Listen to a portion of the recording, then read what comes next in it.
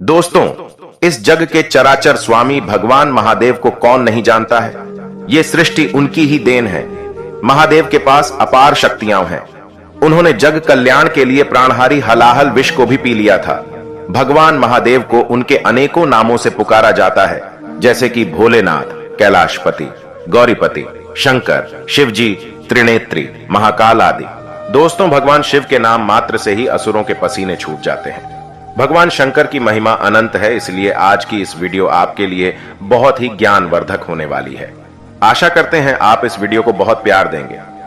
सबसे बड़ा पुण्य और सबसे बड़ा पाप। जब माता पार्वती ने भगवान शिव से सबसे बड़ा पुण्य और पाप के बारे में पूछा, तो शिव ने संस्कृत के एक श्लोक के साथ उत्तर दिया, नास्ति सत्यत परोनानुरतात पाटन परम, अर्थात मनुष्य का सबसे बड़ा गुण आदरणीय और सदा सच्चा रहना है, जबकि सबसे बड़ा पाप बेईमानी करना या ऐसे कृत्य का समर्थन करना है।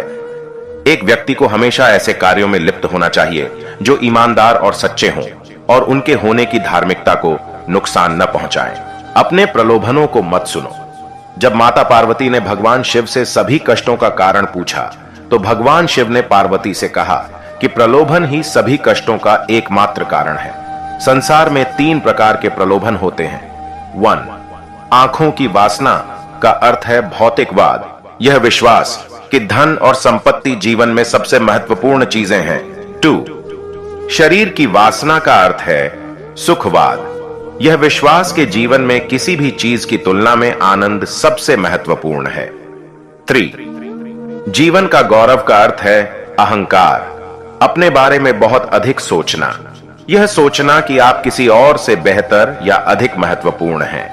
मनुष्य को एक के बाद एक चीजों के लिए दौड़ने के बजाय कर्म और शरीर के बंधन से मुक्ति पाने के लिए ध्यान और तपस्या का अभ्यास करना चाहिए। शक्ति ही सफलता में बाधक है। जब माता पार्वती ने भगवान शिव से पूछा कि मनुष्य अपने कार्यों में असफल क्यों होता है, तो भगवान शिव ने बताया कि आसक्ति ही सभी समस्याओं का मूल कारण है। आसक्ति और प्रेम ठहराव की ओर ले जाता है और सफलता में बाधा डालता है। जब आप दुनिया के सभी मोह और प्रलोभनों से मुक्त हो जाते हैं, तो ऐसा कुछ भी नहीं है जो आपके जीवन में सफलता प्राप्त करने से रोक सके। अलग होने का एकमात्र तरीका है कि आप अपने मन को प्रशिक्षित करें और इसे इस मानव रूप की अस्थायीता को समझें। अपने कार्यों को बुद्धिमानी से चुनें। शिव ने पार्वती से कहा कि लोगों को कभी भी किसी भी प्रकार की कार्रवाई में लिप्त या संबद्ध नहीं होना चाहिए जिसमें शब्दों, कार्यों और विचारों या मन के माध्यम से पाप शामिल हो। मनुष्य जो कुछ भी काटता है, वह उसी का फल है जिसे उसने खुद बोया है। उसका भाग्य उसके कार्यों का परिणाम है। इसलिए एक व्यक्ति को इस बात का बहुत ध्यान रखना चाहिए कि वे अपने जीवन और कार्यों को कैसे चुनते हैं। अवांछित इच्छाएं मनुष्य को आत्मविनाशकारी बना सकती हैं। जब माता पार्वती ने भगवान शिव से पूछा कि मनुष्य को आत्मविनाशकारी क्या बनाता है, तो भगवान शिव सबसे महत्वपूर्ण शिक्षा देते हैं कि जीवन में कभी भी किसी भी चीज के प्रति आसक्त नहीं होना चाहिए। ज्यादा इच्छा ना करें, क्योंकि इच्छाएं जुनून की ओर ले जाती हैं और जुनून अंततः आत्मविनाश का कारण बन सकता है। अवांछित इच्छाएं मनुष्य को आत्मविनाशकारी बना सकती हैं। समस्या के प्रति आपका दृष्टिकोण मायने रखता है। जब माता पार्वती ने भगवान शिव से पूछा कि जीवन में किसी भी समस्या का समाधान कैसे किया जा सकता है, तो भगवान शिव ने कहा कि समस्या से परे देखना चाहिए। समस्या कोई समस्या नहीं है, लेकिन समस्या के प्रति किसी के दृष्टिकोण से फर्क पड़ सकता है। हमें अपने दिमाग को समस्या के समाधान के बारे में सोचने के लिए पर्याप्त समय देना चाहिए और सभी पहलुओं से स्थिति को समझना चाहिए। इसीलिए शांत रहें और समझ से समस्याओं को दूर करें। अहंकार बुद्धि को नष्ट कर देता है। जब माता पार्वती ने भगवान शिव से पूछा कि वह क्या है जो मानव बुद्धि को नष्ट कर देता है, तो भगवान शिव ने बताया कि अहंकार मानस बुद्धि को नष्ट कर देता है। बहुत अधिक अहंकार आपको जिद्दी बनाता है, और जब आप जिद्दी होते हैं तो आप दूसरे लोगों की नहीं सुनते हैं या उनकी सलाह लें। वे लोग जो आपसे बेहतर जानते हैं और शायद अधिक अनुभवी हैं।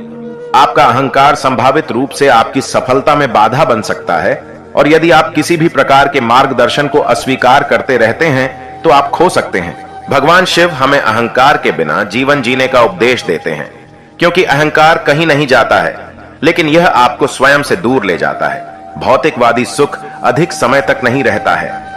जब माता पार्वती ने भगवान शिव से पूछा कि वास्तविक सुख क्या है और किस प्रकार का सुख अधिक समय तक रहता है और क्या नहीं, तो भगवान शिव ने बताया कि खुशी से जीना इस बात पर निर्भर करता है कि हम अपने आंतरिक जीवन में कैसे हैं। हमारे विचार, भावनाएं, विश्वास और इच्छाएं आध्यात्मिक आयाम होने का अर्थ है आंतरिक शांति की अनुभूति, मन की शांति और हृदय में शांति दोनों। उन्होंने कहा कि भौतिक सुख अल्पकालिक है। यदि आप भौतिकवादी नहीं हैं, तो आप जीवन में कुछ भी नहीं खो रहे हैं। भगवान शिव के शरीर पर लगी राख इस बात का प्रतीक है कि जीवन में सब कुछ अस्थायी है। एकाग्र मन के लिए ध्यान का अभ्यास करें। जब माता पार्वती ने भगवान शिव से पूछा कि एक केंद्रित मन कैसे हो सकता है, तो भगवान शिव ने कहा कि एक व्यक्ति को ध्यान का अभ्यास करना चाहिए। बहुमुखी स्थितियों से निपटने के दौरान एक ध्यानपूर्ण दृष्टिकोण के साथ वह उन्हें शांत दिमाग से संभालने में सक्षम होगा और विषय के बारे में बेहतर स्पष्टता होगी। समय दुनिया की सबसे कीमती चीज है। भगवान शिव को महाकालेश्वर के नाम से भी जाना जाता है, समय के महान देवता।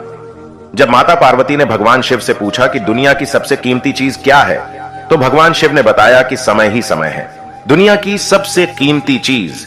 इसलिए किसी को भी यह कीमती चीज देने से पहले बहुत सावधान, चयनात्मक और दृढ़ निश्चयी होना चाहिए।